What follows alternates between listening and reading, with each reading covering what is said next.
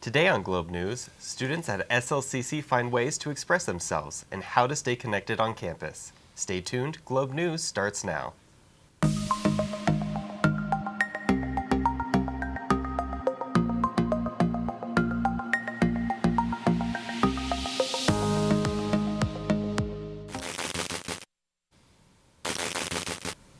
Welcome to Globe News. I'm Carter Piggott. And I'm Ashlee Astin. We are at the end of the semester, finals have been completed, and all that time that was reserved for classes just became vacant. For those looking to fill that time, the Liberty Community Learning Center is hosting a free introductory yoga course open to the community.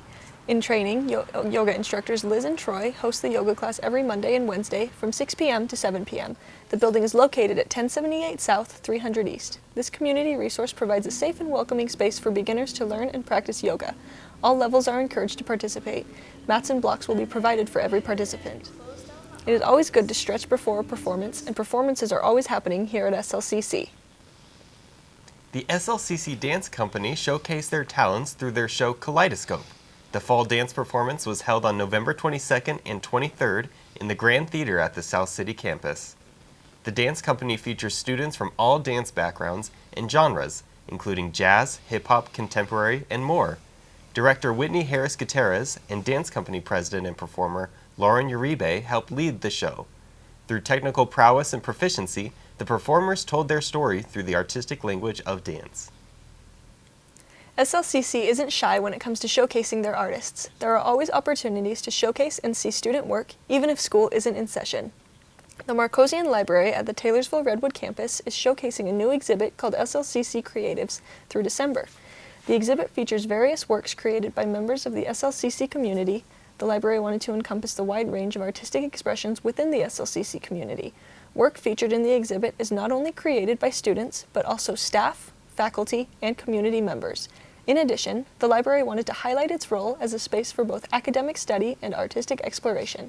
The positive response and growing popularity of SLCC Creatives has prompted plans for its continuation. Submissions for next year's exhibit are due by the end of October in 2025. The current display will remain throughout the end of the month. After your stroll around the art on display, take time to visit the library. SLCC is highlighting the service with their pop-up library events.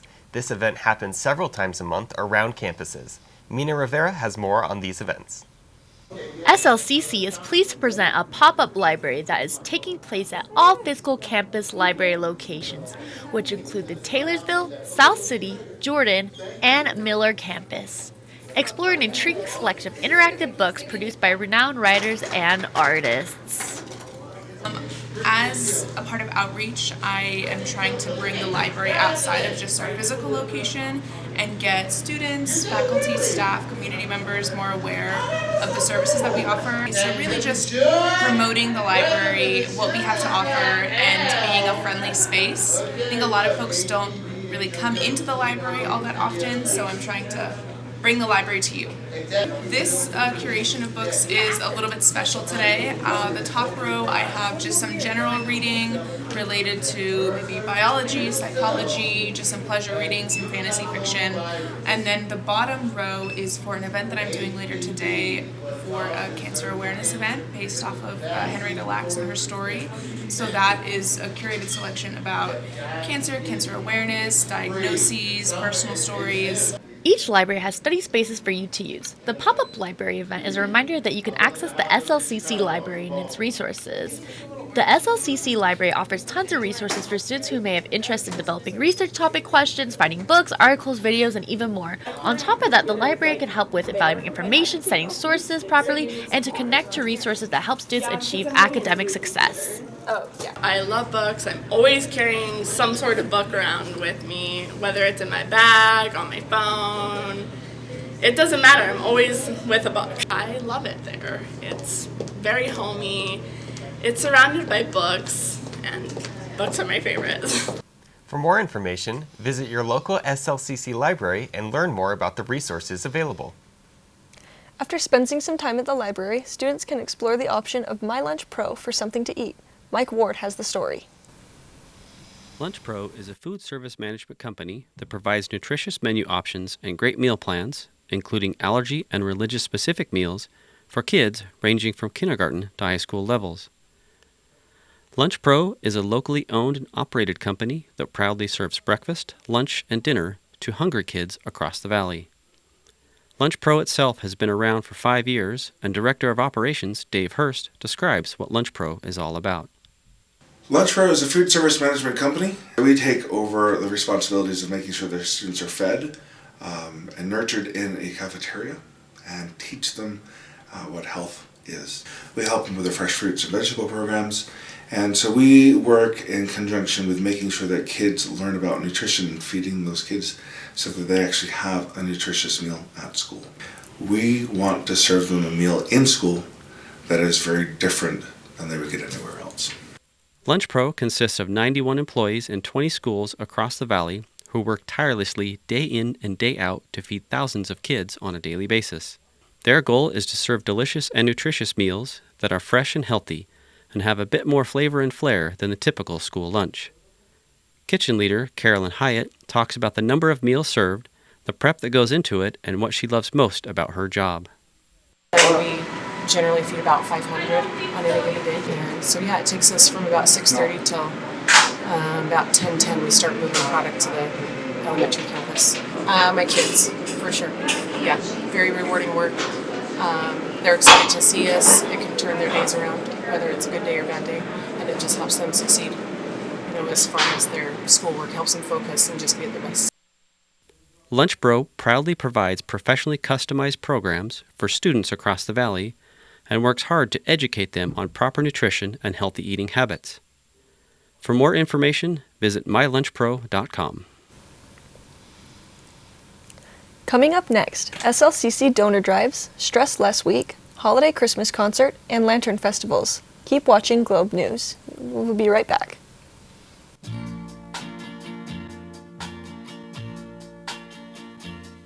There is someone walking behind you.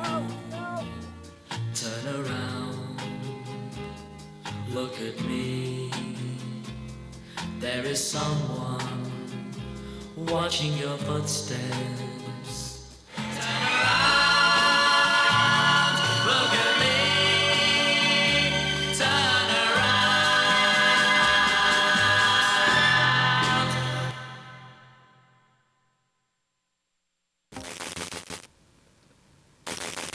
Welcome back to Globe News. The Pre-Medical Professionals Club hosted a campus donor drive to provide an opportunity for the SLCC community to register to become a bone marrow or stem cell donor.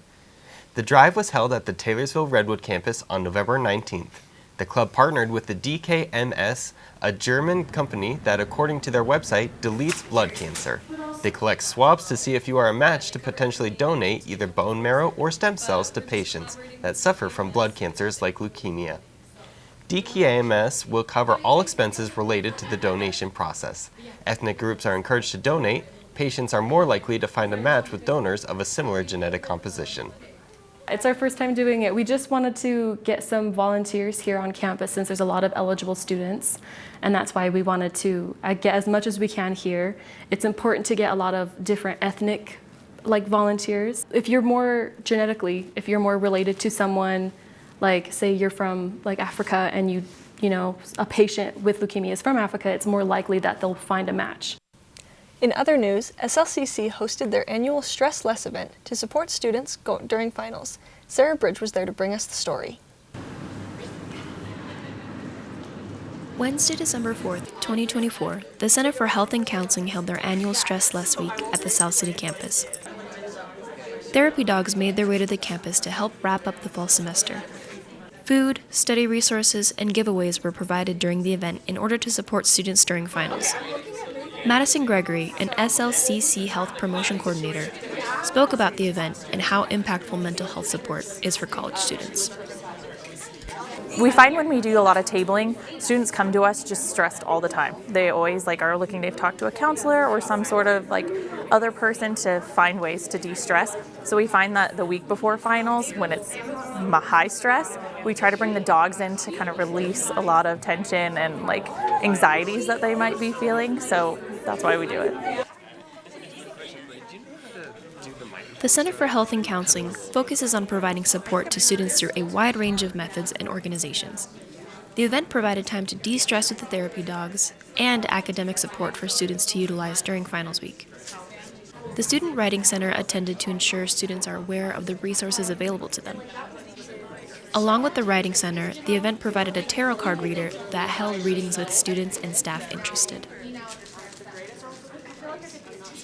We always try to get community involved, and so we always try to get students to come to different events because we have the Writing Center here and just get to know more resources on campus. And this is a great way to see, like, okay, we have our Health and Counseling Center where we offer counseling, massage, and medical things, but we also have community resources where you can go volunteer with the Golden Healers or you can work with the Writing Center for other things. So we try to get a lot of different members involved.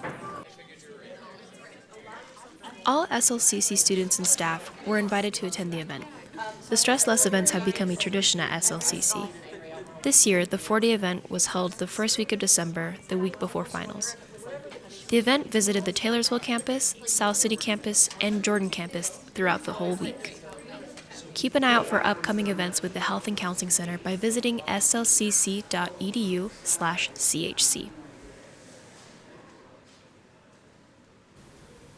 In the spirit of the holiday season, an SLCC choir event was hosted during the first week of December at Temple Square. December 3rd, 2 choirs from SLCC joined together for a Christmas concert at the LDS Church History Museum in downtown Salt Lake City. The performance was conducted by Anthony Buck, the interim director of choirs at SLCC. The choir performed Christmas songs and sang a rendition of A Silent Night, performed in a variety of languages including German, Italian, French, Vietnamese, Japanese, and even American Sign Language. The audience enjoyed music, the atmosphere of the concert, and applauded the performers. For more events like this, visit slcc.edu/calendar. Next up, the Loveland Living Planet Aquarium is hosting a lantern festival this upcoming holiday season. Pearl Ashton has the details.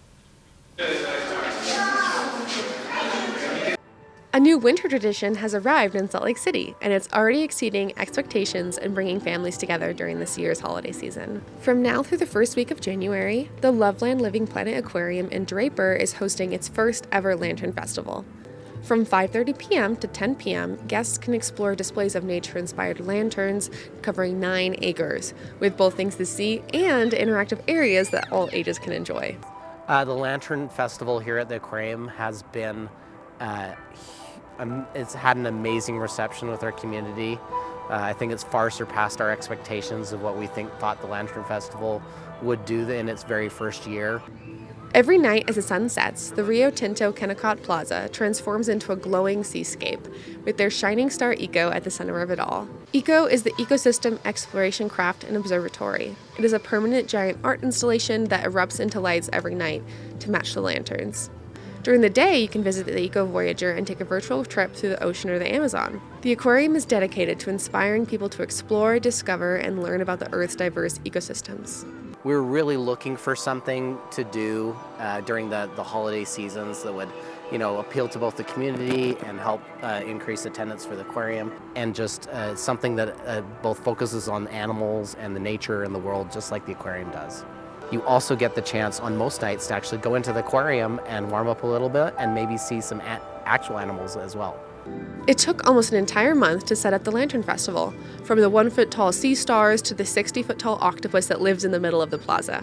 Immerse yourself in a night of enchantment and imagination by visiting the aquarium website, where general, member, and group tickets are available. If you are a college student wanting to attend, there is a discount available online as well. Get your tickets now to enjoy this year's season of holiday cheer.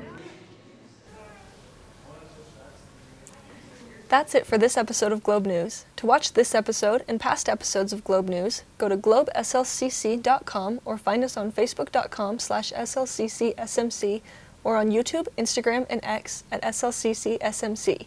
I'm Ashlee Astin. And I'm Carter Piggott. Thanks for watching Globe News.